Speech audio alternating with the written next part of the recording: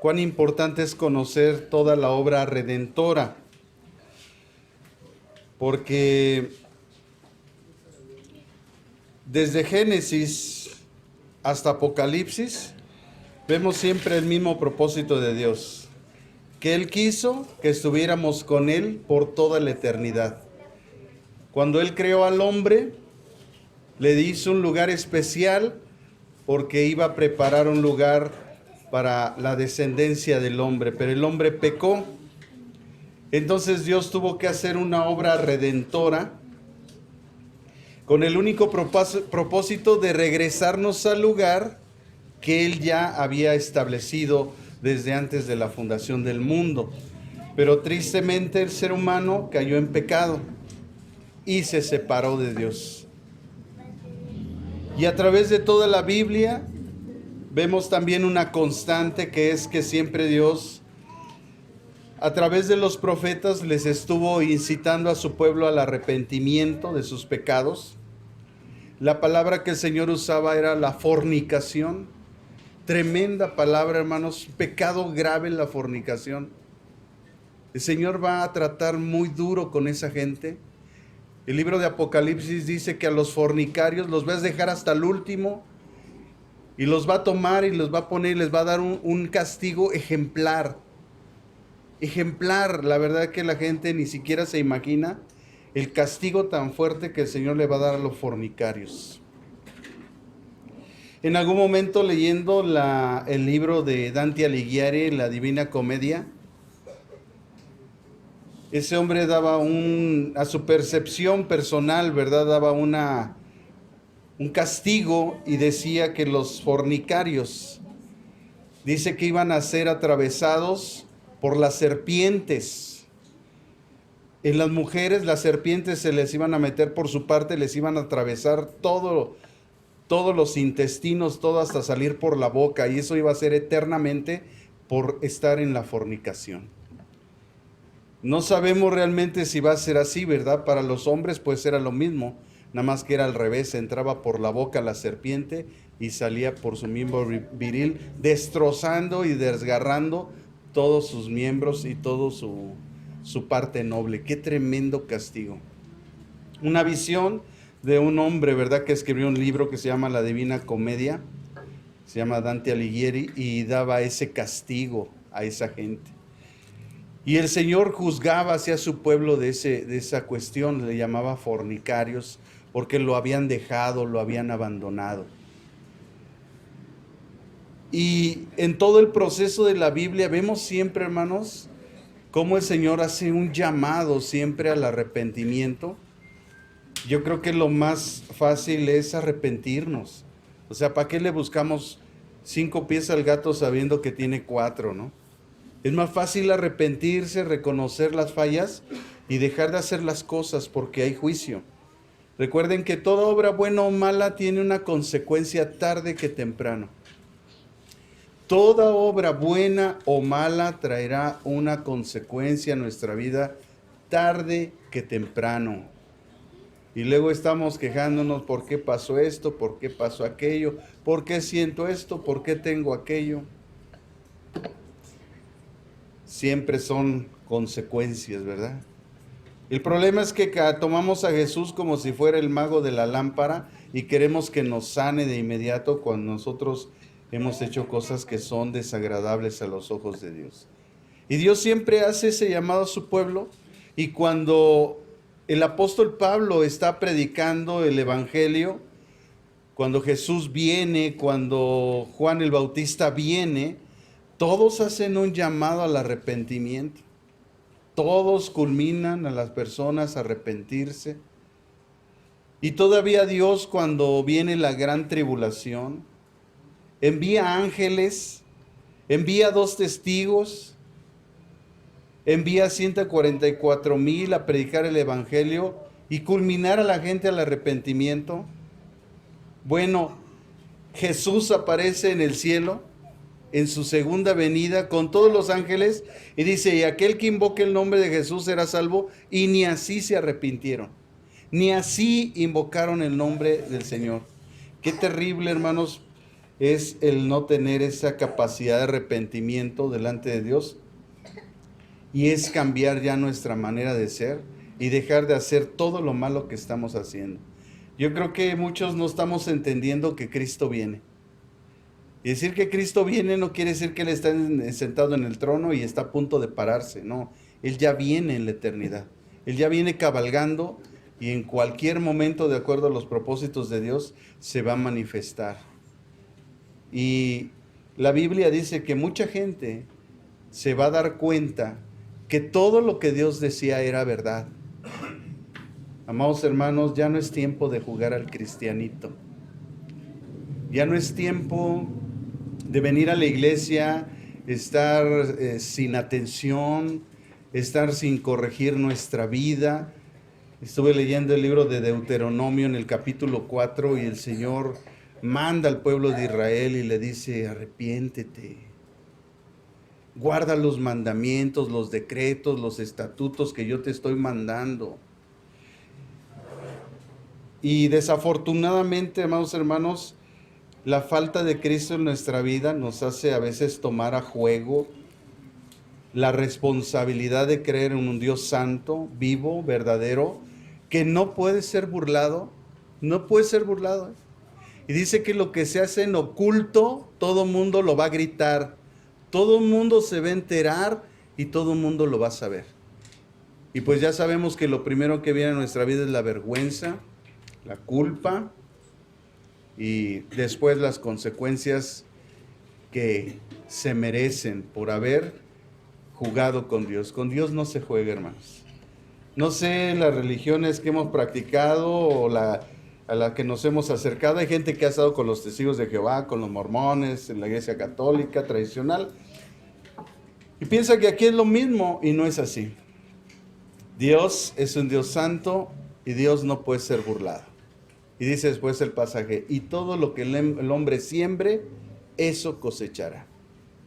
Si queremos cosechar cosas buenas, tenemos que empezar ya a sembrar cosas buenas.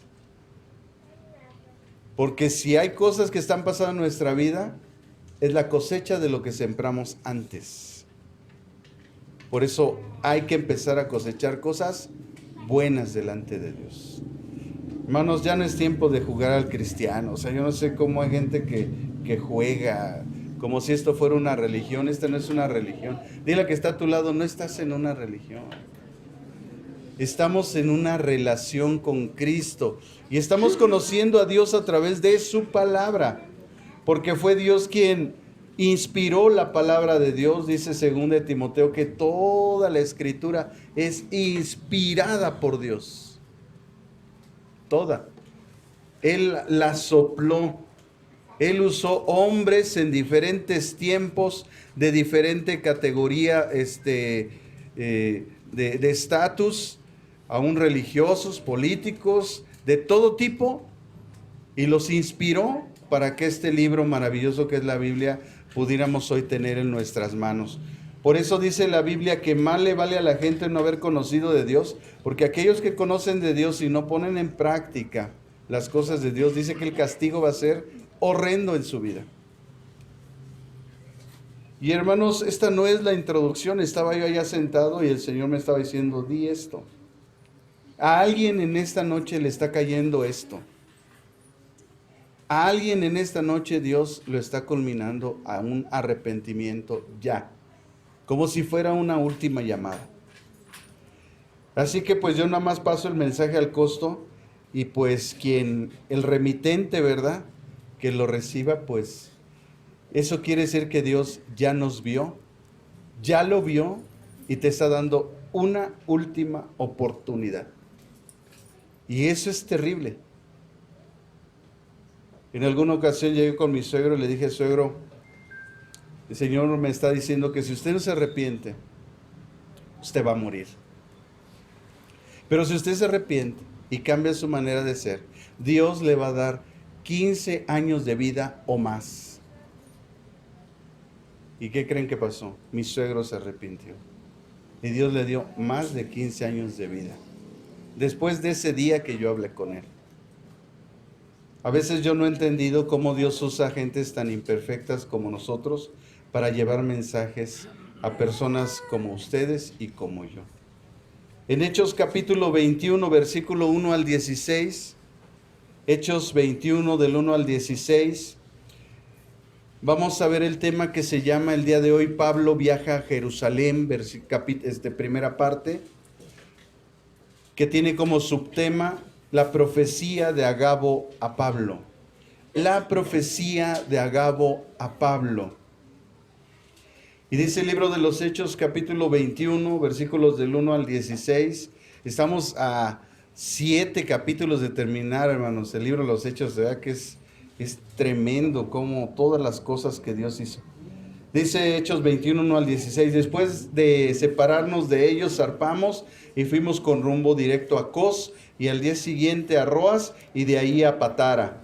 Y hallando un barco que pasaba a Fenicia, nos embarcamos y zarpamos al avistar Chipre, dejándola a mano izquierda. Navegamos a Siria y arribamos a Tiro porque el barco había de descargar ahí. Y hallados los discípulos, nos quedamos ahí 7 días y ellos decían a Pablo por el Espíritu que no subiese a Jerusalén.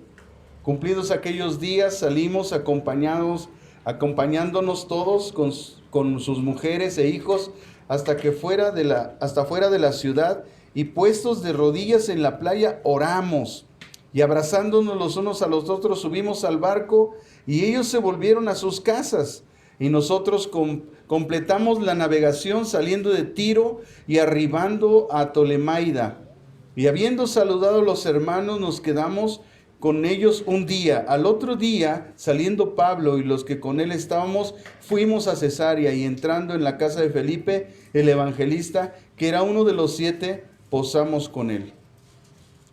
Este tenía 4 hijas doncellas que profetizaban, y permaneciendo nosotros ahí algunos días, descendió de Judea un profeta llamado Agabo, quien viniendo a vernos tomó el cinto de Pablo y atándolo en los pies y en las manos dijo: esto dice el Espíritu Santo, así atarán los judíos en Jerusalén al varón de quien es este cinto, y lo entregarán en manos de los gentiles. Al oír esto le rogamos nosotros y los de aquel lugar que no subiesen a Jerusalén. Entonces Pablo respondió: ¿qué hacéis llorando y quebrantándome el corazón? Porque yo estoy dispuesto no solo a ser atado, más aún a morir en Jerusalén por el nombre del Señor Jesús. Después de esos días, hechos ya los preparativos, subimos a Jerusalén, y vinieron también con nosotros de Cesarea algunos de los discípulos, trayendo consigo a un llamado Mnasón de Chipre, discípulo antiguo con quien nos hospedamos. Pablo está, hermanos, a punto de emprender el último viaje de su vida, que se le llama el viaje del cautiverio, en los propósitos de Dios. Recorrerá desde Jerusalén 11 lugares, desde ciudades de puertos como Cesarea, Sidón, Mina, Lasea, Claudea, Malta, Siracusa, Regio, Puteoli, Faro de Apio, 3 Tabernas, hasta Roma. Es decir, desde la región de Siria, de Licia, de Creta, de Cilicia e Italia, es decir, Roma, por todo el mar Mediterráneo. El autor del libro de los Hechos, que es Lucas, narra en tercera persona, siempre como acompañante de Pablo y testigo de los acontecimientos en este viaje. En este viaje, el grupo de Pablo se embarcó en un viaje de 644 kilómetros por mar abierto hasta Tiro, en la región de Fenicia. El Espíritu Santo le revela a los discípulos que Pablo padecería orando con sus familias. También regresaron a Tolemaida, y Pablo con los que con él estaban. Es decir, dice que había 7 discípulos en el versículo 8. Fueron entonces hacia Cesarea, donde estuvieron en la casa de Felipe el evangelista. El relato nos dice que al descender de Judea un profeta llamado Agabo profetiza el cautiverio de Pablo, el cual no renuncia a la voluntad de Dios, no dejándose persuadir. Así que sube a Jerusalén a hospedarse en la casa de Mnasón, que es un antiguo discípulo. Ese pasaje, hermanos, que estudiaremos, vemos el encuentro de Pablo con Agabo el profeta, el cual le señala su destino y el propósito de Dios en Pablo. Pero al parecer el propósito de Dios para Pablo no era nada alentador, pues hermanos, ¿quién quiere sufrir? ¿Quién quiere padecer? ¿Quién quiere enfrentar situaciones? Yo le aseguro que nadie de los que estamos aquí. Pero créame que si es el propósito de Dios, lo vamos a sufrir y lo vamos a padecer. Porque Él es soberano y Él hace lo que Él quiere, en el momento que Él quiere, con la persona que Él quiere y donde Él quiere. Eso es la soberanía. Nadie le puede decir a Dios, ¿qué estás haciendo? Porque a mí, no. Dios es soberano y Él hace las cosas como Él quiere. Imaginen a Job, un hombre justo, bueno, apartado del mal, no como tú y como yo, ¿verdad? Él sí era bueno y le fue en feria, nada más porque a Dios le plació enseñarle a los ángeles del cielo y a Satanás que sí hay hombres en la tierra íntegros, capaces de obedecer a Dios, de amarlo y rendirse, no importando las circunstancias que están pasando en sus vidas. Así que en Hechos capítulo 13 al 20 se relatan los años del ministerio misionero de Pablo.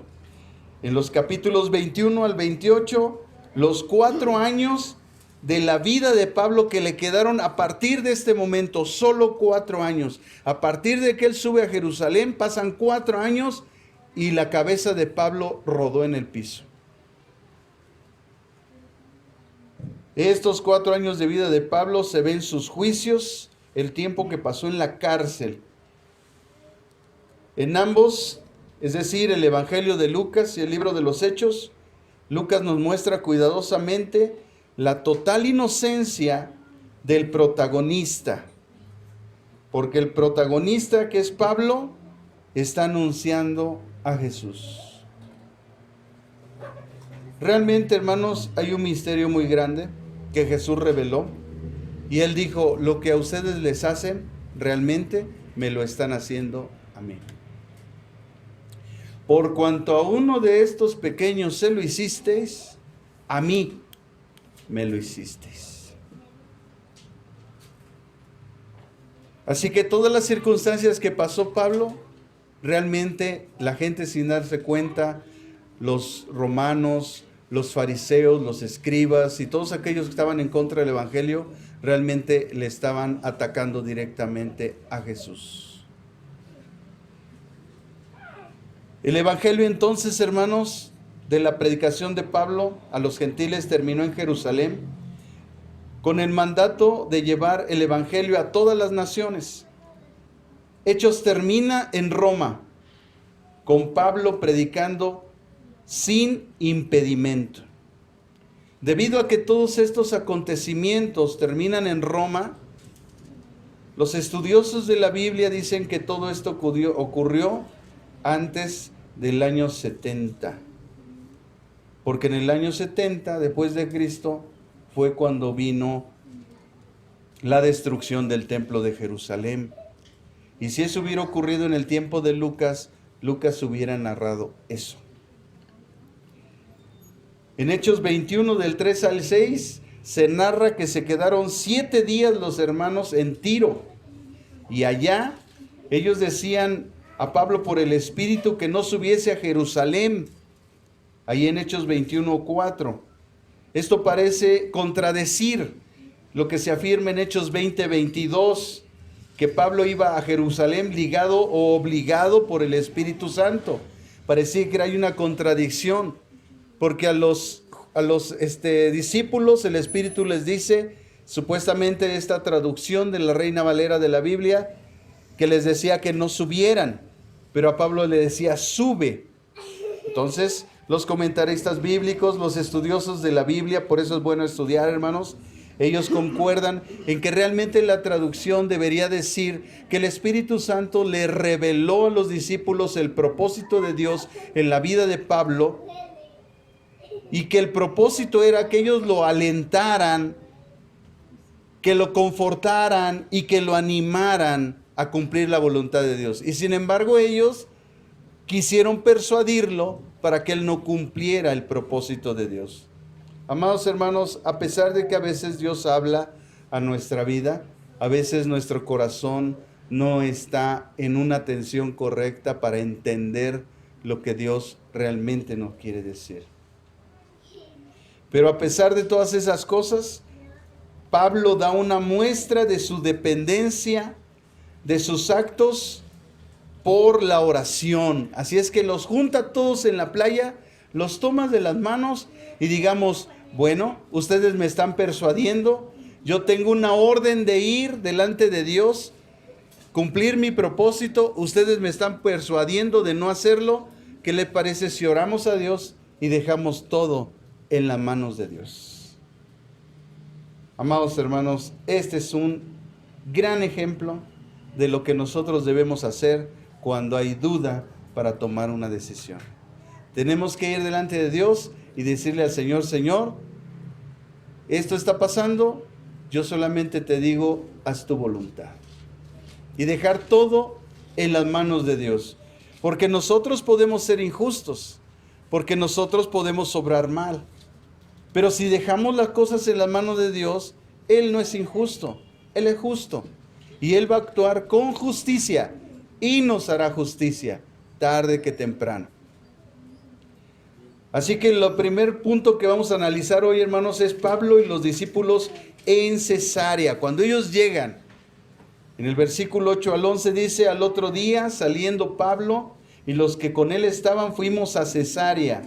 Y entrando en la casa de Felipe el evangelista, que era uno de los 7, entonces quiere decir que iban 7 con ellos, ¿verdad? Eran 7 los que iban con ellos. Y este Felipe el evangelista iba con ellos. Seguramente nosotros aludimos que Felipe en Cesarea tenía una casa y por eso fueron ahí. Felipe yo creo que ya iba con ellos y dijo Pablo, vamos a Cesarea. Y dijo Felipe, yo tengo una casa en Cesarea, vamos para allá. Y ahí se fueron. Y dice que este evangelista Felipe tenía 4 hijas doncellas que profetizaban. Y permaneciendo nosotros allí algunos días, descendió de Judea un profeta llamado Agabo, que viniendo a vernos tomó el cinto de Pablo y atándole los pies y las manos dijo, esto dice el Espíritu Santo, así atarán los judíos en Jerusalén al varón de quien es este cinto y le entregarán en manos de los gentiles. Si ustedes se dan cuenta, hermanos, lo que estaba sucediendo con Pablo es que al predicar el evangelio había atraído sobre de él una gran persecución. Y esto, hermanos, es un ejemplo. Cuando nosotros estamos predicando el evangelio, siempre vamos a experimentar persecución. La persecución trae críticas, la persecución trae señalamientos, injurias, la persecución trae muchas cosas de igual manera que le hicieron a Jesús. Así es que nosotros no nos debe de extrañar nada de eso. Ni aun los discípulos, viendo todo lo que enfrentó Pablo y las situaciones que pasó y que iban a pasar porque lo iban a atar y lo iban a entregar a los gentiles, lo mismo que hicieron con Jesús, porque amados hermanos, cuando nosotros estamos replicando la vida de Jesús en nuestra vida, empezamos a experimentar persecución del mundo, empezamos a experimentar persecución de las huestes espirituales de maldad, empezamos nosotros a recibir toda clase de situaciones en nuestra vida, porque eso garantiza que nosotros somos verdaderos siervos de Dios y predicadores del evangelio. Lo mismo le pasó a Jesús, lo mismo le pasó a Pablo y lo mismo le pasó a todos los discípulos, y a través de las generaciones todos aquellos que han predicado el evangelio de la paz, el evangelio de la gracia y la salvación que es por fe en Cristo Jesús, siempre experimentaremos persecución. ya hasta no ser raro cuando no pasa nada. Mi pastor me decía siempre, mira, preocúpate cuando no tengas ninguna situación en tu iglesia. Porque eso quiere decir que no le estás causando ningún problema al infierno. Pero cuando tú tienes situaciones en tu iglesia, es porque le estás causando problemas al infierno. Así es que es todo lo contrario a lo que a veces nosotros pensamos. Porque no necesariamente, amados hermanos, lo que es malo para nosotros es malo para Dios. De hecho, dice la Biblia que cuando somos atacados y perseguidos es precisamente porque el poderoso Espíritu de Dios está en nosotros. Así que el pasaje relata que se quedaron en Cesarea, en la casa de Felipe el evangelista, que aparece en Hechos 8 durante la visita de Pablo. Él tiene un encuentro con un profeta llamado Agabo, el cual llegó, ató sus manos y sus pies con el cinturón de Pablo y entonces aventó una profecía y dijo: así atarán los judíos en Jerusalén al varón de quien es este cinto y le entregarán en manos de los gentiles. Esto nosotros lo leemos en Hechos 21:11. Luego, Lucas y el resto del grupo que estaban acompañando a Pablo trataron de persuadir de que él fuera a Jerusalén. Y Pablo replicó: estoy dispuesto no solo a ser atado, más aún a morir en Jerusalén por el nombre del Señor Jesús. Y el grupo desistió entonces diciendo: hágase la voluntad del Señor.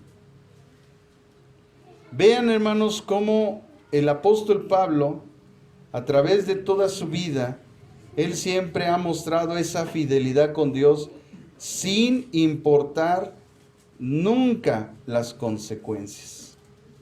Si hay algo que caracterizó a Pablo en toda su vida, es que él nunca renunció a los propósitos de Dios. Así que podemos decir de este pasaje tres cosas importantes. Primero, Pablo mismo supo por el Espíritu Santo que le esperaban sufrimientos y cárcel en Jerusalén. Yo no sé cuántos de nosotros queremos una relación de esta categoría. Que Dios nos pueda decir: vas a subir allá o vas a hacer esto, te va a pasar esto, pero no te preocupes, yo estoy contigo. Imagínense qué noticia, ¿no? Sube a Jerusalén, te van a pegar, te van a arrastrar por la calle, te van a injuriar, te van a atar las manos y los pies, te van a llevar arrastrando, pero no te preocupes, Pablo, yo voy contigo. A ver, hermanos, échense ese trompo a la uña. Hermanos, no necesariamente, o sea, de verdad un pensamiento para mí que se me hace muy fuera del contexto bíblico, es pensar que cuando no nos pasa nada es porque estamos bien. ¿Sabe cuánta gente allá está haciendo maldad allá afuera en la calle y no le pasa nada? Y como no les pasa nada, piensan que nunca el juicio de Dios va a venir sobre sus vidas. Pero ¿cuántos hemos oído de gente que de repente llega la muerte por ellos? Que de repente se desmayan, caen al piso y adiós. Al siguiente día están en un sarcófago y los están velando. Amados hermanos, cuando nosotros, eso se lo tienen que aprender, hermano. Cuando nosotros dejamos de cumplir el propósito de Dios y nos enfrascamos en el pecado, Dios nos llama a su presencia. No tiene caso que tú sigas aquí si sigues pecando. Y sobre todo si te sigues burlando delante de Dios. Si sigues escupiendo y mordiendo la mano del que te alimenta. No tiene caso que sigas. Señor te llama a su presencia. Porque has perdido el propósito. Siempre que voy a un velorio les hago esa referencia. Lo más terrible en esta vida no es morir, es haber vivido sin propósito. Y el único momento en que tú y yo entendemos el propósito de Dios es cuando venimos a Cristo y Cristo se revela en nuestra mente y en nuestro corazón y el Espíritu Santo nos guía a toda la verdad para que el propósito de Dios lo empecemos a vivir y entonces el nombre de Dios sea glorificado y exaltado en nuestra vida por el cumplimiento del propósito de Dios. Pero cuando un cristiano deja de seguir el propósito de Dios y piensa que se va a burlar de Dios y piensa que nadie lo está viendo y que en lo oscurito y en lo escondido hace cosas malas, bueno, pues estás a punto de que el Señor te llame a su presencia. Porque Dios no puede ser burlado.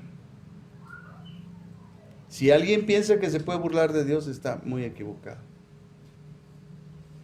El segundo punto es que Pablo se sintió obligado por el Espíritu Santo a ir de todas maneras a pesar de que iba a enfrentar sufrimiento. Cristo fue a la cruz a pesar de saber lo que iba a padecer. ¿Y saben por qué, hermanos? Porque siempre estará por encima de ti y de mí la voluntad de Dios.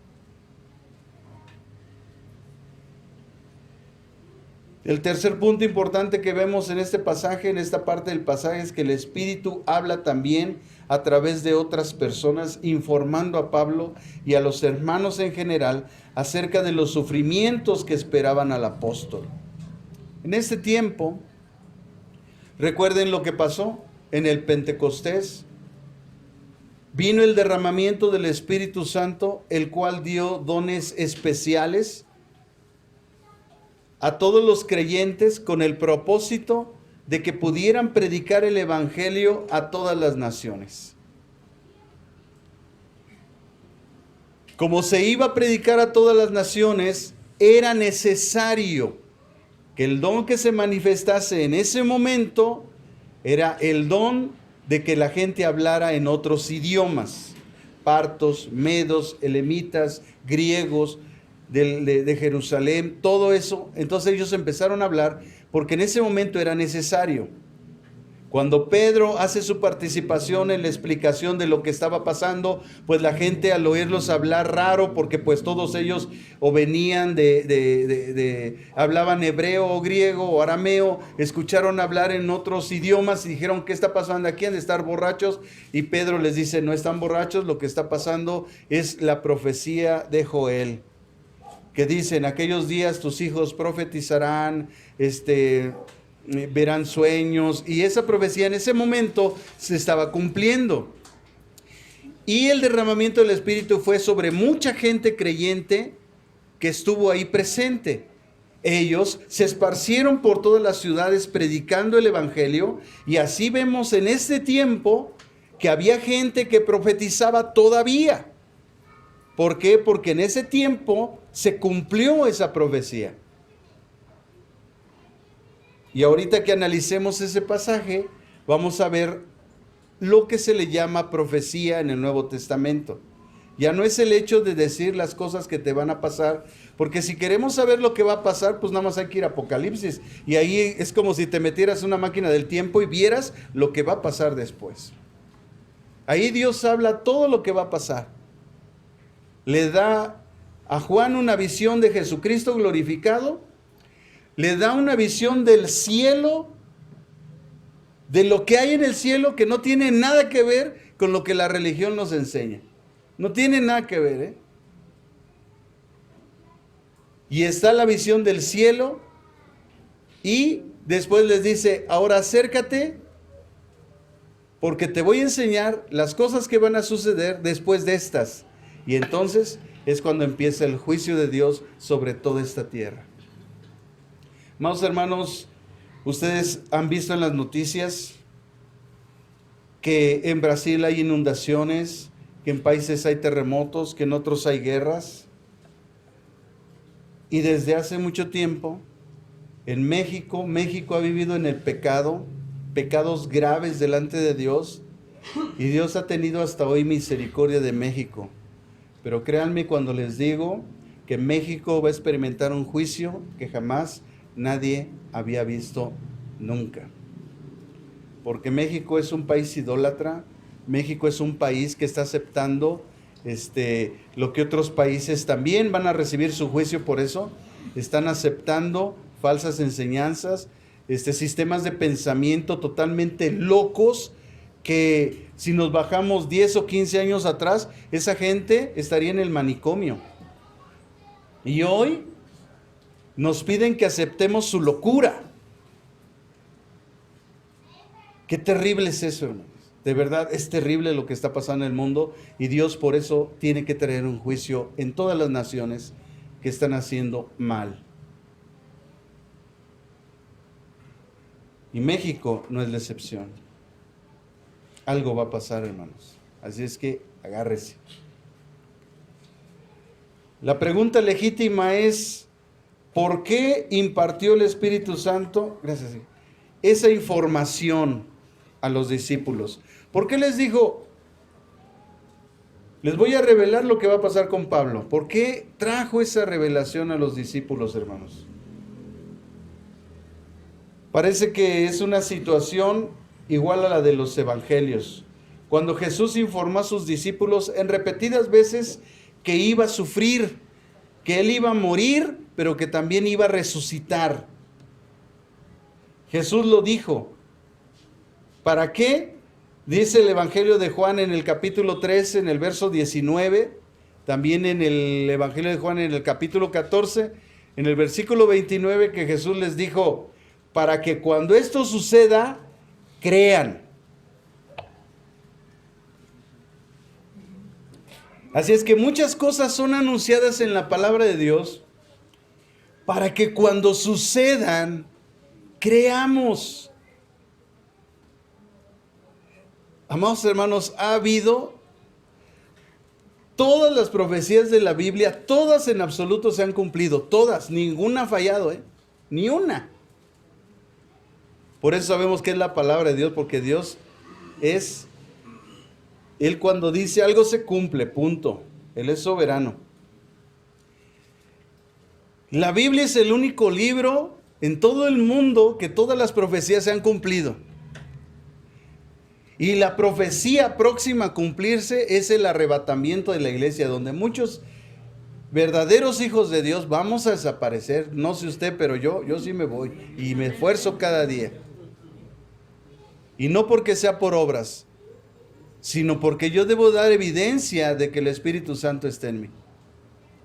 Entonces, como seres humanos al estar en esta carne fallamos, todos fallamos de alguna manera.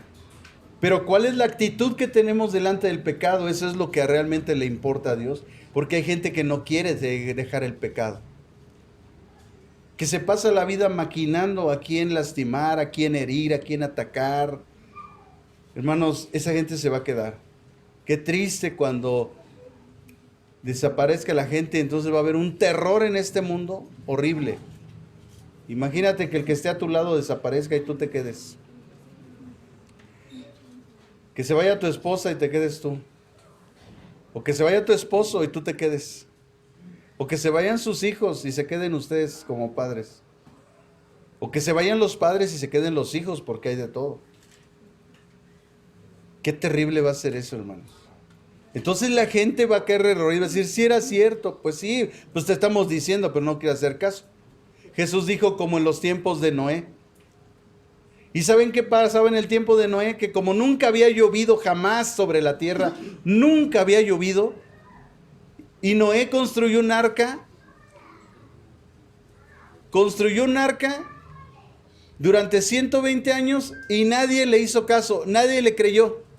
Y cuando vino el diluvio, ahí sí ya todos querían entrar al arca, pero el Señor ya había cerrado la puerta. Eso mismo va a pasar. Cuando la gente vea que sí era cierto eso de que nos vamos con Dios, ahí todos van a quedarse.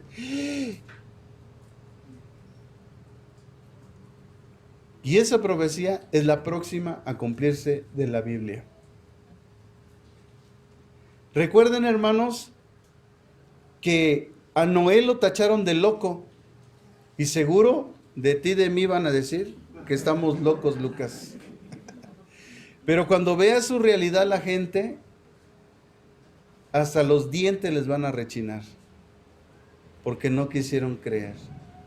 Recuerden que los locos construyeron el arca y los ingenieros el Titanic, y el único que se hundió fue el Titanic, no el arca.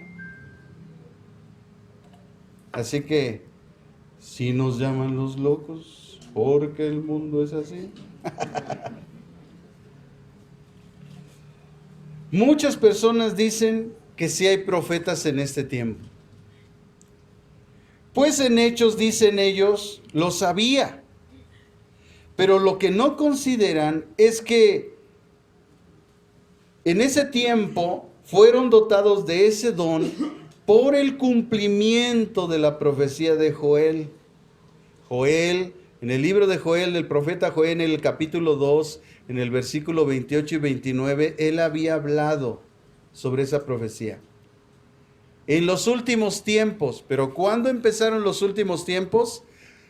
Desde que Cristo fue crucificado hasta el día del regreso, el día del arrebatamiento. En ese momento, esos son los últimos tiempos. Pero ¿cuándo vino la profecía? Al inicio de los últimos tiempos. Entonces, cuando una profecía se cumple, ya se cumplió. Ya no puede seguir, porque entonces si sigue, entonces no se ha cumplido. Entonces, es el problema que a veces hay con algunas personas. El problema es que están haciendo mal uso de eso, porque así como el nombre de apóstol significa esclavo en griego, también significa, por ejemplo, en la carta a los Romanos, en el capítulo 1, ¿verdad? Muchas Biblias traducen el griego doulos o daulus, no sé la pronunciación correcta, no hablo griego, hermanos, pero ahí dice en español doulos, que significa esclavo. Pero recuerden que la carta a los Romanos fue escrita en un dialecto tolomaico, griego tolomaico. Por lo tanto, esa palabra en ese pasaje no significa esclavo, significa casado con Jesucristo. Es decir, que Pablo tenía un compromiso, como el compromiso que se tiene el esposo, adquieren el esposo y la esposa, de amor eterno, de fidelidad. Matrimonios, cuando nosotros nos presentamos delante de Dios, hicimos un compromiso de amor hasta el fin, hasta que la muerte nos separe. 1, 2, de fidelidad. Yo prometí serle fiel a mi esposa y tú le prometiste a tu esposo serle fiel toda la vida. Y de exclusividad. Así que soy exclusivo para mi esposa y ella es exclusiva para mí. Ese es el pacto que se hizo con Dios. Y Dios nos va a llamar allá arriba y va a decir, ¿dónde está el pacto que tú hiciste conmigo? Tú prometiste amar a esta persona hasta el fin. Prometiste serle fiel y serle exclusivo. ¿Qué pasó con eso? ¿Eres un fornicario? Ven para acá, papito. Ven para acá, mamita. Aquí, espérame aquí. Ahorita, déjame atiendo a los ladrones, a los hechiceros, brujos, los santeros. Déjalos atiendo a los mentirosos. Deja atiendo a toda esa gente. Espérame tantito, porque a ti te tengo reservado algo muy especial. Qué terrible va a ser eso, hermano. Oiga, dice que la Biblia, en el Evangelio de Mateo, que muchos dirán, Señor, ¿acaso no profetizamos en tu nombre? Hermanos, ¿se puede profetizar sin que el Señor Jesucristo nos conozca? Sí. Ese pasaje dice que muchos en aquel día se van a avergonzar porque el Señor les va a decir, yo nunca te conocí. Pero yo profeticé en tu nombre. Yo nunca te conocí. Así que el hecho de manifestar un don, hermanos, no nos da la calidad de ser conocido por Dios, Así que no piense que la gente que anda allá afuera diciendo cosas, no piense que por eso son conocidos por Dios. La Biblia dice en el Evangelio de Mateo que mucha gente en aquel día le dirá, en tu nombre profetizamos, en tu nombre echamos fuera demonios, en tu nombre sanamos, en tu nombre hicimos milagros. Y el Señor Jesús les va a decir, yo nunca los conocí. Apártense de mí, hacedores de maldad. Así es que hay gente que puede hacer todos esos milagros, todos esos prodigios, todas esas profecías, así dice el Señor, así te dice, te va a salir un callo. Bueno, Pueden decir lo que quieran, hermanos. Pueden marihuanearse, pero ¿saben qué? Aquí lo importante es que seamos conocidos en el cielo. No ser famosos en la tierra, sino ser conocidos en el cielo. Y ahí es donde va a ser el lloro, dice la Biblia, y el crujir de dientes. Y vuelvo a repetir, hermanos, asegúrese de que el Espíritu Santo esté en usted. Si el Espíritu Santo está en nosotros, debe de haber un fruto. El trigo da fruto, la cizaña no da fruto. Entonces tenemos que estar atentos ahí porque Jesús dijo, por sus frutos. No dijo por sus milagros, por sus profecías. No dijo por eso, dijo por su fruto. La manifestación de Cristo en un verdadero creyente es el fruto. Amor, gozo, paz, paciencia, bondad, benignidad, fe, mansedumbre y templanza. Contra tales cosas, así es que eso debe estar en nuestra vida, hermanos. Hechos, hermanos, es un libro histórico donde suceden acontecimientos únicos de la historia. Oiga, lea la Revolución Mexicana. Es parte de la historia. ¿Y por eso vamos a tener otra Revolución Mexicana? No, ¿verdad? No, porque fue un hecho histórico. Entonces, eso es lo que a veces, hermanos, mire, el enemigo se burla de nosotros, por nuestra ignorancia. Lo peor es porque la queremos seguir teniendo. La Biblia, por eso está dividida teológicamente, hermanos. Libros históricos, libros proféticos, libros sapienciales. Bueno, su nombre dice el propósito por el cual fueron escritos. Si es un libro histórico, pues está narrando la historia. Si es un libro profético, está dictando profecía. Si es un libro doctrinal, como las cartas de Pablo, Romanos, Gálatas, bueno, además de sus otros propósitos que tienen, ese es el propósito que tienen esos libros.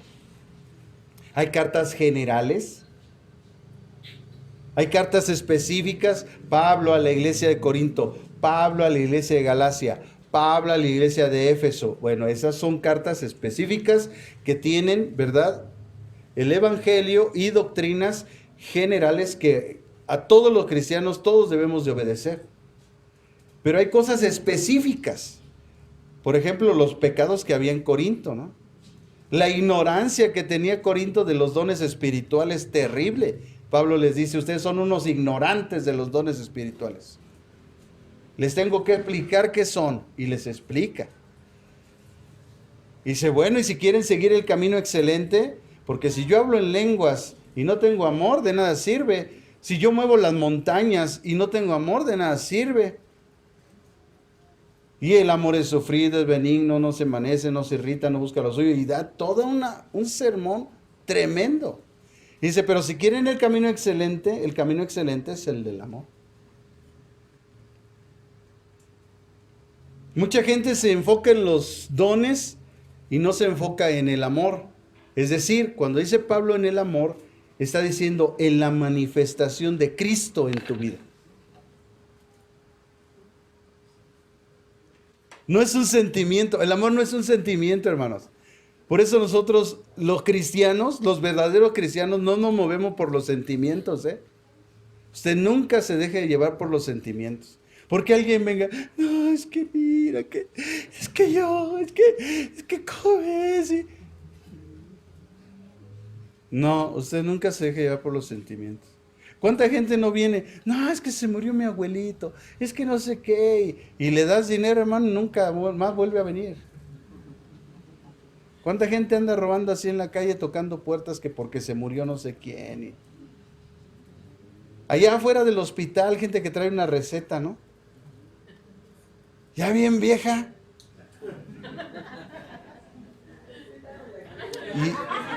y le anda sacando el dinero.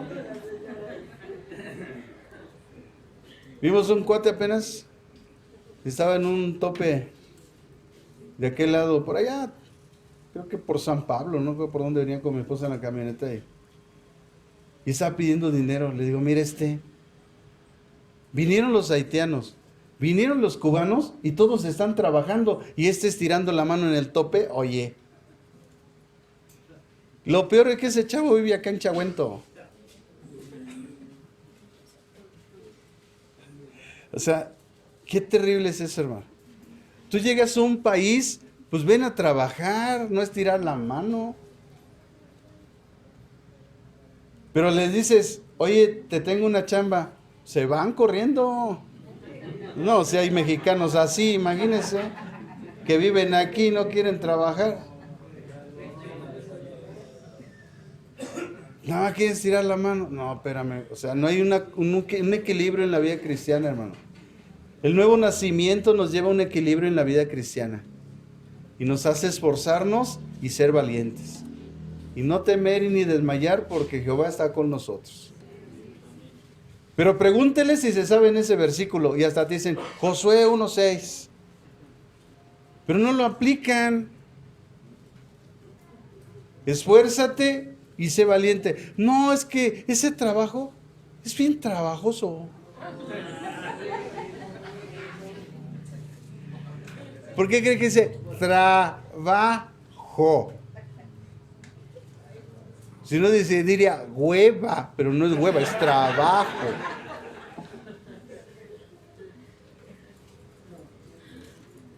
Entonces, todos los libros de la Biblia, hermanos, tienen un propósito por el cual fueron escritos. Hechos es un libro histórico. No podemos, o sea, no se debe de sacar doctrina de un libro histórico, donde ocurrieron acontecimientos en una cierta época, cultura y con un cierto propósito a un cierto tipo de personas. Esa es una regla. Pero bueno, tenemos hermanitos que de ahí sacan sus doctrinas y dice uno, Dios mío, ¿qué hacemos ahí? Hechos es un libro histórico donde suceden acontecimientos únicos en esa historia. Hechos, al ser un libro histórico, no debemos sacar doctrinas de los libros históricos. Esa es una regla teológica y hermenéutica para la buena interpretación de la palabra de Dios.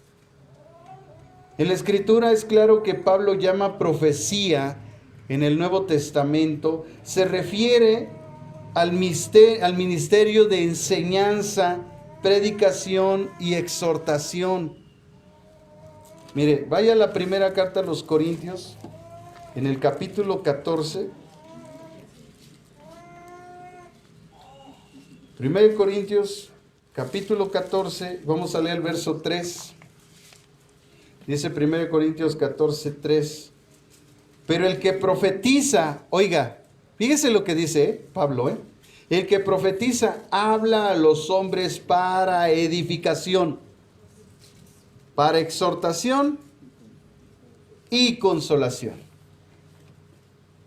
O sea, ¿verdad que no está diciendo ahí Pablo, así te dice el Señor, te vas a ir a Canadá a predicar? No está diciendo eso. No está diciendo eso. Entonces, para Pablo, ¿qué era la profetización? Era el hablar para edificación, para exhortación y consolación. Para edificación, exhortación y consolación. Nada que ver con lo que nosotros, hermanos, a veces allá afuera andan diciendo de la profecía. Vaya al verso 24 ahí de ese mismo capítulo. En el mismo contexto está hablando Pablo, no le estoy cambiando, no lo estoy moviendo, vaya acá, vaya para acá, no, que acá dice, no. Ahí en el mismo contexto, en el verso 24 dice, pero si todos profetizan y entra algún incrédulo o indocto, por todos es convencido y por todos es juzgado. Pero si todos profetizan y entra algún incrédulo o indocto, por todos es convencido y por todos es juzgado. Entonces, el propósito de profetizar era esa enseñanza de exhortación, de consolación, que lleva a los incrédulos a reconocer sus pecados y a arrepentirse, a recibir consuelo con las palabras que el predicador está dando, el que está enseñando, el que está consolando a través de la palabra. Ahora, mire el versículo 31, mismo en ese mismo contexto. Podéis profetizar todos, uno por uno, para que todos aprendan. ¿Cuál es el propósito? Que aprendamos. No que todos hablen a lo loco y ¿a quién le hago caso? A ver, se levanta una hermana allá. Arrepiéntanse, el mundo se acaba. Se levanta otro acá. Bendiciones para todos, Dios nos prospera. ¿A cuál de los dos le hacemos caso? Si uno te está aventando que se va a acabar el mundo y el otro dice que todo va bien en esta tierra, ¿a quién le haces caso? Por eso Pablo dice uno por uno y los demás juzguen para ver si eso realmente proviene de Dios. Podéis profetizar todos uno por uno para que todos aprendan y todos sean exhortados. Entonces, la profecía es para aprender y para exhortar. Pero si alguien te dice, te va a salir un barro en la cara, eso no tiene nada que ver, ni es exhortación, ni es enseñanza, ni uno aprende nada. Entonces, ¿se dan cuenta cómo, hermanos, han hecho mal uso de este don? Lo peor es que están lucrando con este don. Eso es lo peor. Están lucrando con estas cosas allá afuera. Como leímos la profecía, hermanos, no se parece en nada a la adivinación. Sí, ahí hay un espíritu de adivinación en esa gente, que algunos tratan de usar para manipular y presionar a los hermanos y a la gente. Y si es posible, despelucarlos. Porque ese es el fin. Muchos desean, dicen ellos, mucha gente, una palabra del Señor. ¿Y saben para qué la piden? Para sentirse especiales, ungidos y fomentar en ellos mismos su orgullo. Porque cuando una persona supuestamente le aventaron una profecía, no, ya se siente divina. Dios me habló. Dios me dijo, el predicador me dijo, no, ya caminan despacito, agua, háganse un lado. Y lo único que hace esa gente, hermanos, es fomentar su orgullo. Pero de acuerdo a los propósitos de Dios, de la redención, en nosotros está el llamado a ser santos. Si realmente alguien está hablando una palabra de Dios, hermano, te va a decir, tienes que santificarte. Tienes que dejar ese pecado. Aquellos que verdaderamente hemos estado en la presencia de Dios, lo primero que Dios hace es confrontar tu pecado. Aquel que entra a la presencia de Dios, lo primero que Dios le hace ver es su pecado, porque estamos delante de un Dios santo. Y si no, pregúntenle a Moisés, que hasta sus defectos carnales salieron. Era un tartamudo. No quería obedecer. Se sentía que él no podía hacer las cosas y le dijo al Señor, mira, vas a hablar lo que te digo y vas a ir donde te mando. Punto. A ver. Porque Dios, hermanos, exige más de nosotros santidad que cualquier otra cosa. Pero mucha gente allá afuera está siendo engañada con esas falsas profecías que no son otra cosa sino un espíritu de adivinación. No necesitamos sentirnos especiales, hermanos. No necesitamos sentirnos especiales porque ya lo somos. Pues valemos la sangre de Cristo. Somos hijos de Dios. Nacimos de nuevo. estamos completos en Cristo. No nos hace falta nada, ¿eh? No nos falta nada. Tenemos al Espíritu Santo de la promesa. Somos salvos. Estamos en su gracia. Vamos a la vida eterna y a todo esto se le llama identidad. ¿Sabe lo que le falta a la gente? Identidad. Por eso siempre está pidiendo, porque tú ¿qué pides? Lo que no tienes, porque si lo tuvieras no lo pides. ¿Cuántos quieren santidad? Amén, amén. Ah, caray. Entonces, ¿no hemos entendido lo que dice Efesios 1? Del versículo 4 en adelante. Bendito sea el Dios y Padre de nuestro Señor Jesucristo. Dice que nos bendijo, tiempo pasado, Él ya lo hizo. Nos bendijo con toda bendición espiritual en los lugares celestiales en Cristo para que seamos santos. ¿Para que seamos qué? Santos y sin mancha. ¿Delante de quién? Delante de Él. Delante de Él, tú y yo somos santos y sin mancha. Y la gente ve nuestros defectos, pero Dios ve a su Hijo en nosotros. Lo que Cristo hizo, Él lo ve en nosotros. Nosotros aquí en la tierra fallamos y lo primero que ve la gente son nuestras fallas. Pero tú y yo delante de Dios somos santos.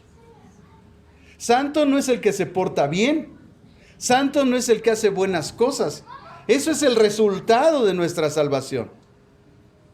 Pero a los ojos de Dios es santo la persona que Él ha declarado santo.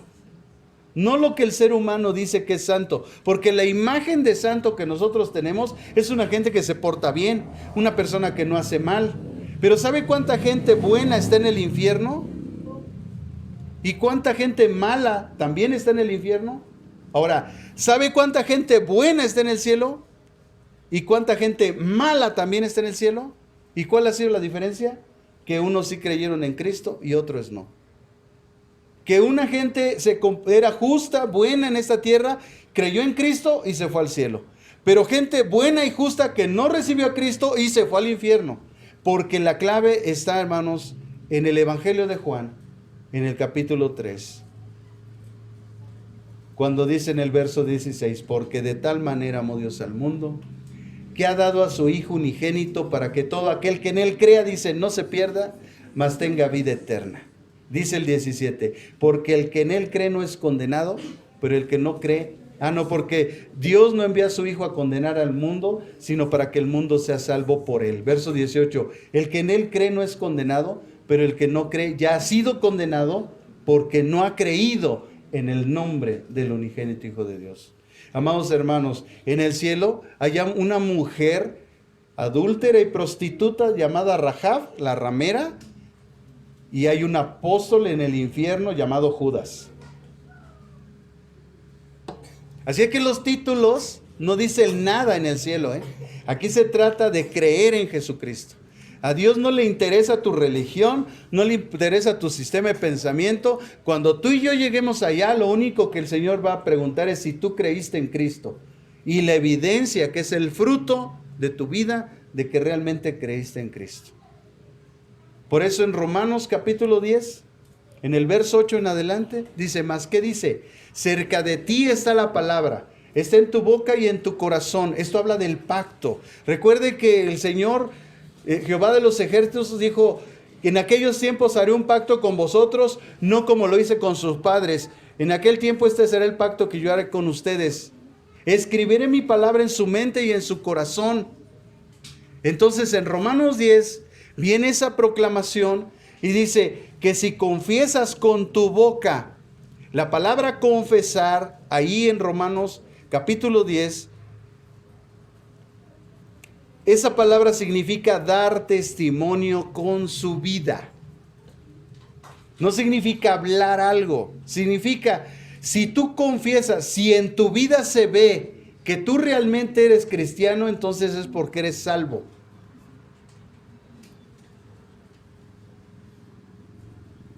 Pero el cristianismo ha rebajado la salvación de Dios a una confesión de palabra.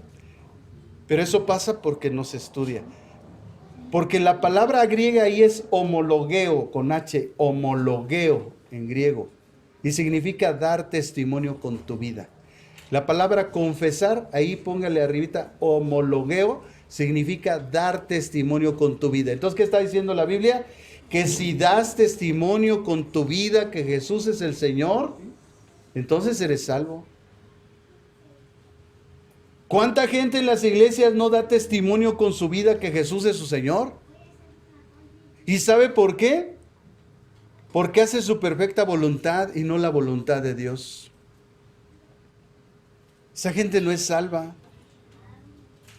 Cuando Jesucristo es tu Señor, entonces tú no puedes hacer tu voluntad. ¿Posible? No puedes. Puedes estar enfermo, puedes estar así mal y dices, yo tengo que ir a la iglesia. Porque te mueve ese compromiso que tienes con Dios. Imagínense si cada que el pastor se enfermara no viniera a la iglesia. Hermano, yo también soy un ser humano y me enfermo. Pero hay algo aquí adentro que no nos permite darnos el lujo de fallarle a nuestro Señor. Está por encima de nosotros el compromiso que tenemos con Dios. Y hay gente que nada más le duele la pestaña. Ay, no, es que me siento mal. Ya no voy. Y el otro, la otra, no, sí, quédate gordo, quédate gorda. Ya nada más falta que le diga, quédate y vete al infierno, pues no hay problema. Pues sí, pues lo que está pasando. Recuerden, hermanos, que nosotros solamente tenemos dos alternativas. O servimos a Dios o servimos al diablo. Cuando nosotros hacemos la voluntad de Dios, estamos sirviendo a Dios. Cuando estamos haciendo la voluntad del diablo, lo estamos sirviendo a Él. Dile que está a tu lado, ¿tú a quién sirves?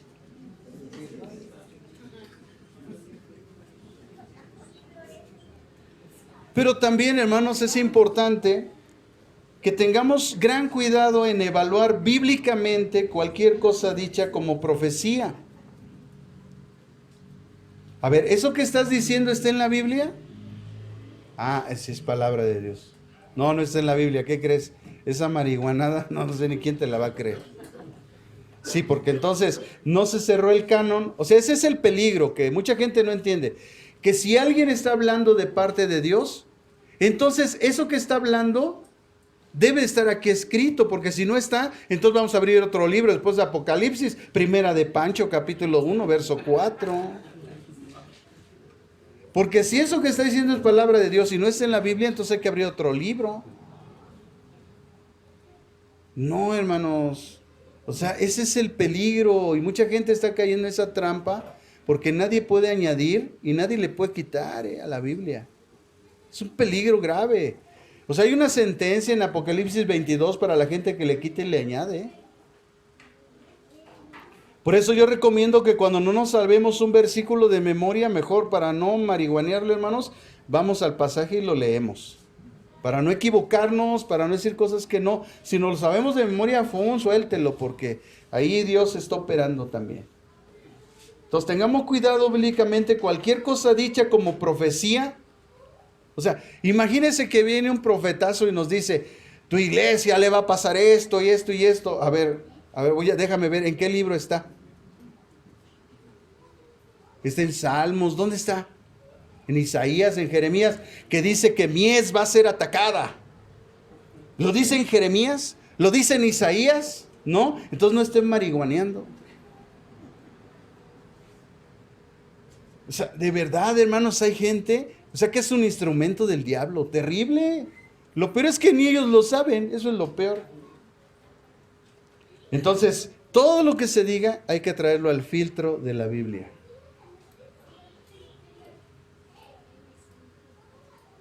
La Biblia es la regla de fe y de práctica, hermanos. Ninguna profecía jamás la reemplazará o irá en contra de ella. Dios, acuérdense, hermanos, es un principio básico en nuestra vida. Dios no viola sus principios. Si tú quieres saber si algo, un pensamiento, un sueño, porque pues hay gente que dice que sueña, bueno, ok, vamos a dejarlo así, ya no hay que entrar en detalles porque nos vamos a las 12 de la noche. Dice que sueña, que ve visiones y no sé qué, ok, perfecto, hermano. Ahora, ese es tu primer paso, ¿no? Ya recibiste. Ok, ahora, segundo paso. Eso, ¿hay un principio en la Biblia acerca de eso? No, entonces no es de Dios. Siempre le digo a los chavos, a ver, viene un chavo, pastor, es que quiero estar con esa muchacha y quiero que sea mi novia. A ver, está bien. Es que yo oré a Dios, le dije, Señor, mándame a alguien, y ella llegó. Y llegó, pastor, la vi y me enamoré. Y bueno, se avientan unos que digo, wow, este chavo sí me la mató a mí cuando anda enamorado cantando las de José José.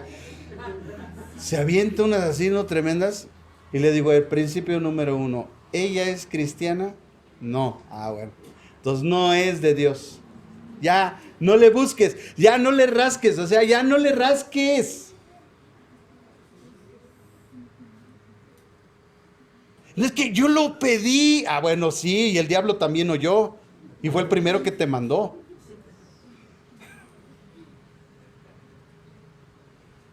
Pregúntenle lo que le pasó a los samaritanos. Por eso los odian los judíos a los samaritanos y los odiaban. Porque estos cuates se metieron con los asirios, se mezclaron. Y hubo juicio en sus vidas. Se volvieron a los ídolos. Porque es más fácil que un inconverso o una inconversa te saque de la presencia de Dios y de la comunión con Dios, que de hecho ya la perdiste desde que aceptaste la relación, a que tú lo conviertas, según como dice, no, yo lo convierto. Pastor, es cristiano, su familia viene a la iglesia, él es cristiano, pero yo no veo ningún fruto de que sea cristiano. No, yo no creo que sea cristiano. Viene, se para aquí, a lo mejor sabe algo de Biblia. Bueno, ahí hay gente atea que también conoce la Biblia. El diablo se sabe la Biblia. No te engañes, jovencita. Hasta que tú no veas fruto de él verdaderamente, que es un hijo de Dios, que realmente sigue a Dios. Pero si anda chacoteando y enamorando a una, otra. O sea, ¿para qué te engañas? Ese cuate, aunque viene a la iglesia, no es cristiano, ¿eh?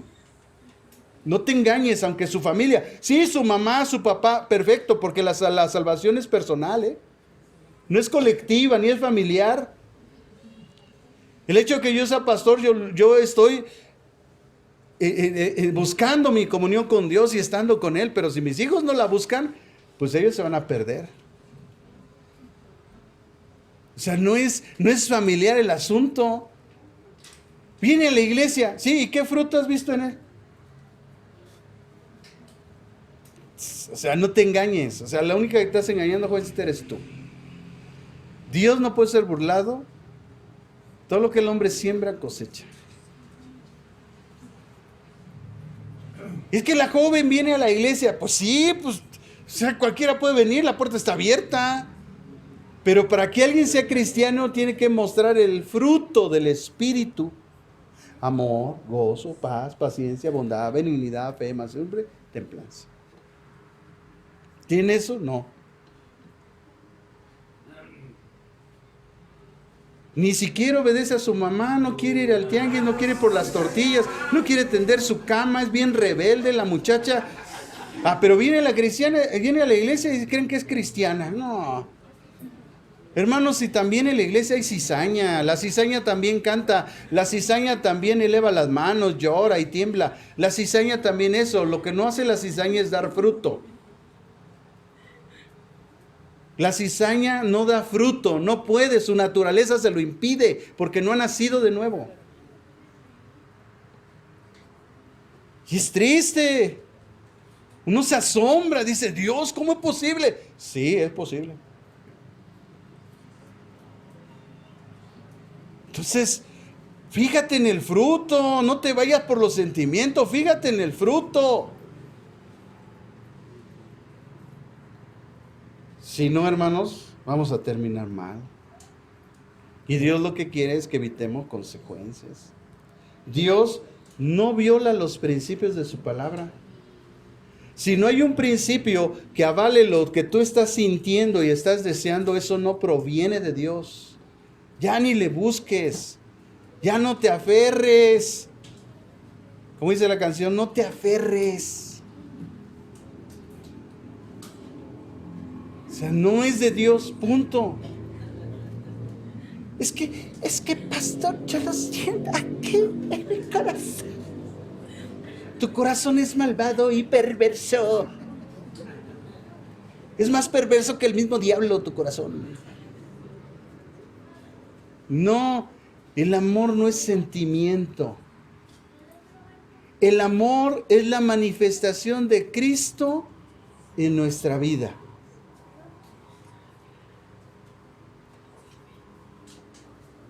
Hasta aquí entonces, hermanos. En esta primera parte sería por último nada más reflexionar acerca de ese compromiso que tenía Pablo para con Dios. Vean ese compromiso tan grande que tenía Pablo para con Dios. Eso hay que aprender. Nuestra vida debe ser un compromiso fiel para con Dios. Salga usted a la calle y pregúntele a alguien, oiga, ¿usted cree en Dios? Sí. Agarre usted a un testigo de Jehová, dígale, ¿usted cree en Dios? Sí. Agarre un mormón, dígale, oye, ¿tú crees en Dios? Va a decir, sí. Júntelos a todos y dígales, ¿qué creen? El diablo también cree. O sea, el diablo no es ateo. O sea, ni el diablo es ateo. Imagínense, los ateos, ¿dónde quedan? Yo creo que el diablo se burla de ellos, dice, pobrecitos. Pero véngase por acá, yo acá los atiendo. O sea, ni el diablo es ateo, él sabe quién es Dios. Cuando Cristo pisó las sinagogas, los primeros que detectaron que él era el Hijo del Altísimo eran los demonios que estaban dentro de las personas que iban a la sinagoga a escuchar la palabra de Dios. Y que como tú y yo levantábamos las manos y cantábamos. Pero cuando vino la palabra de Dios y se virtió en la sinagoga y la presencia de Dios se manifestó a través de la vida de Cristo, los primeros que empezaron ahí, de repente empezó uno.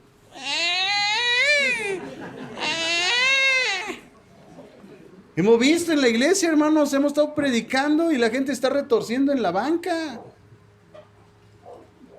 Hay gente que no soporta la palabra, se para y se sale. Se para y se sale. Que no aguantan la presencia de Dios.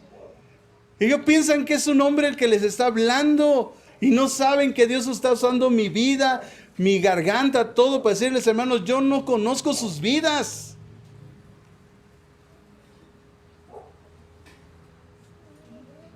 O sea, si usted conociera una vida normal de un pastor, uno se para en la mañana, abre los ojos y dice, gracias Señor porque estoy vivo. Ayúdame a no fallarte. Pon tu palabra este día en mi vida. Salimos a hacer los deberes. O sea, en pocas palabras, yo no estoy pensando en lo que usted está haciendo, ni lo estoy vigilando.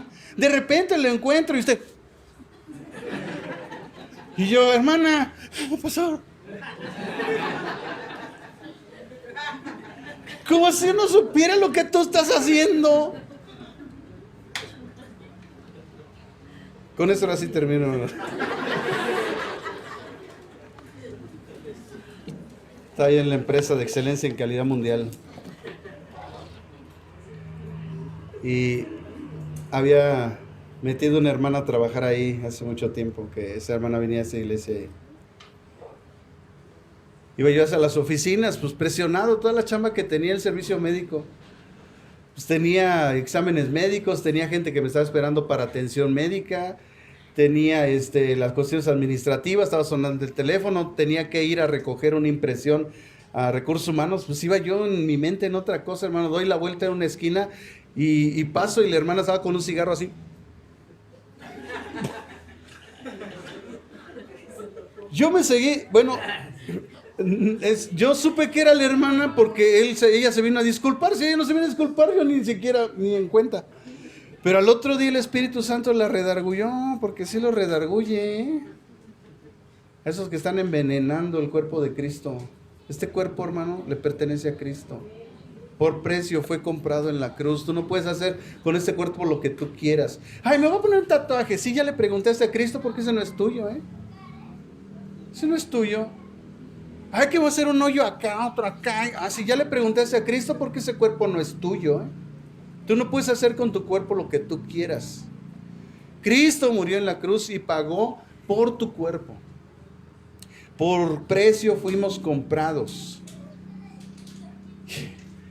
Al otro día en la mañana llegué y pues estaba llorando ahí empezando el día y tocaron la puerta, ella era del aseo y me tocó, y, pastor. ¿Qué pasó, hermana? Pásese, qué bueno que no la había visto. Se sentó y dice, no, es que estoy bien atribulada. ¿Pero por qué, hermana? ¿Qué le pasó? ¿Quiero por usted? ¿O qué? No, es que usted la otra vez pasó y estaba yo con el cigarro y no sabe, no pude dormir. Y se sintió, yo ni la había visto y dije, X, o sea, yo ni en cuenta. Así hay mucha gente, hermanos, que piensa a veces que uno conoce sus vidas, sus cosas. Por eso entré diciéndoles, hermanos, algo está pasando. A alguien le estoy hablando en esta noche y quiero decirle que Dios ya lo vio y le está dando oportunidad de arrepentimiento. Si usted no cree, hermano, bueno, pues entonces no hay problema. O sea, yo no tengo problema. Yo paso al costo las cosas y cada quien. Es un error pensar, hermanos, que nosotros conocemos la vida de la gente. Es un error grave. Nosotros ni siquiera, o sea, tenemos muchas cosas en la cabeza, tenemos muchas cuestiones. A veces experimentamos sentimientos encontrados, como en la boda de mi hermano Leo y Rita. Pues mi corazón estaba alegre por ellos, pero a la vez triste por la pérdida de mi hermana, de Lupita, que tenía a su mamá. Entonces mi mente estaba así en los dos lados y pues yo no sabía qué hacer. Y estaba esperando el momento para ir a abrazar a mi hermana, porque dice que debemos de gozarnos con los que se gozan, pero también tenemos que cumplir con los que están tristes. Y entonces me dio un tiempo y le dije a un hermano, oye, hermano, vamos. No, sí, vamos, nos fuimos. Llegamos con la hermana, ministramos ahí en el sepelio, le hablamos a la gente. Y me regresé a la fiesta otro rato más y después ya me fui, pero son sentimientos encontrados. Uno no está, ¿quién está aquí en la fiesta? ¿Quién sí vino? ¿Quién no vino? Pues no, hermanos, yo me comí la barbacoa, me fui para allá. Ya. No está uno, hermanos, de verdad. Si no fuera por Dios, hermanos, pues nosotros no seríamos nada, ni nada. ¿Qué le parece? Cierra sus ojos ahí en su lugar, inclina su rostro.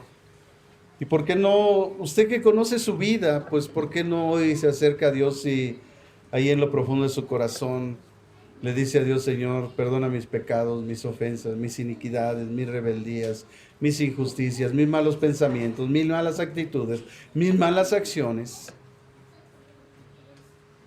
¿Y por qué no entra en esa comunión hoy nuevamente con Dios? Y de paso, ¿por qué no perdona si tiene algún rencor contra alguien?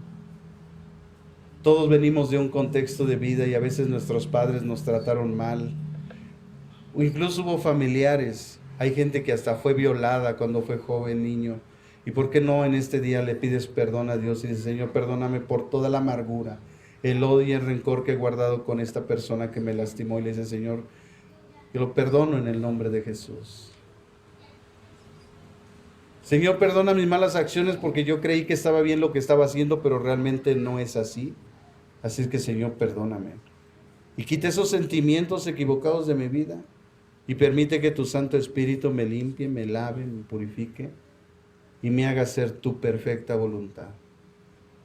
Dice la Escritura que en ese momento los apóstoles y la gente que trataba de persuadir a Pablo dijeron, Señor, haz tu voluntad.